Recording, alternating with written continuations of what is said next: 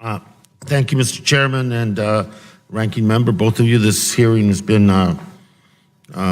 very powerful and very necessary. And I want to thank the witnesses for their insight, their expertise, and more importantly, for humanizing what we're talking about today. It is not merely, as someone said, one of the witnesses, a question of numbers or where they fit in. It's a question of lives, and I appreciate it. I think one of the things the full committee and that all of us have participated in is that one of the missions is to bring voices and attention to issues that have not had their voices or garnered the attention that those issues demand. And your subcommittee, Mr. Chairman.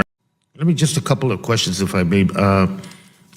Council, Ms. Nagel, at yesterday's Violence Against Women's Act markup at that committee, an amendment was offered that would strip tribes of their inherent authority to prosecute non-Indian domestic violence offenders. I bring that up. It failed, unfortunately, on a party line vote, which on an issue of this significance, as the ranking member indicated, it requires that everybody be involved in it, and that if there is a bipartisan issue this Congress can find, it's certainly here, and it's certainly at this subcommittee.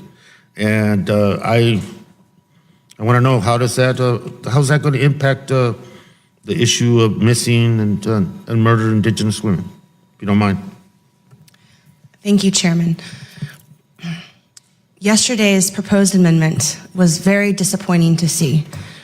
The reauthorization of VAWA in 2013 with the restoration of tribal criminal jurisdiction over crimes, non-Indian perpetrated crimes of domestic violence, dating violence, and criminal violation of protection orders was a huge step to saving more lives. There are Native women today who have stated publicly and will continue to do so that since the restoration of tribal criminal jurisdiction over those 3 crimes in 2013, their lives have been saved. And had that jurisdiction not been restored, their tribal government would not have been able to intervene and prosecute the domestic violence crimes or the violations of their protection order and save their lives. We know that.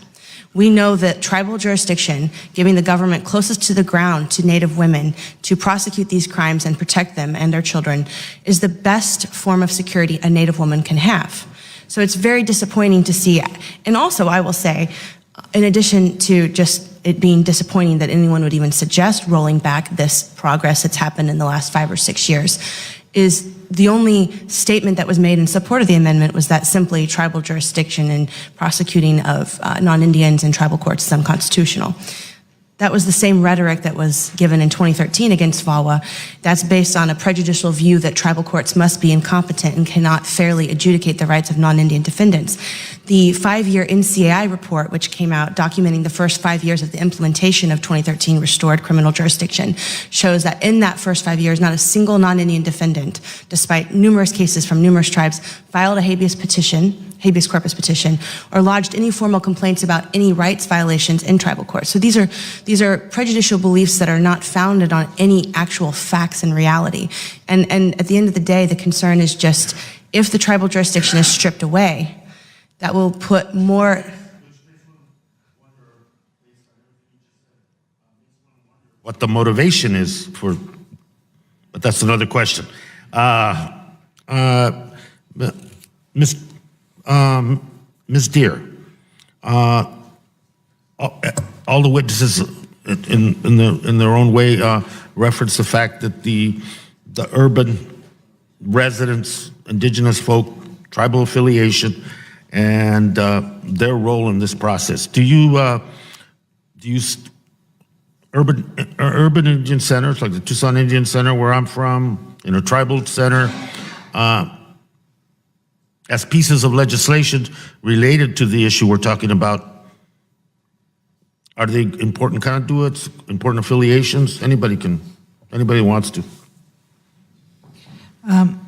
I believe, yes, that urban centers urban Indian centers should be included in all of our discussions around this. I grew up in Wichita, Kansas, and my father was on the board of the first American Indian Center there in Wichita.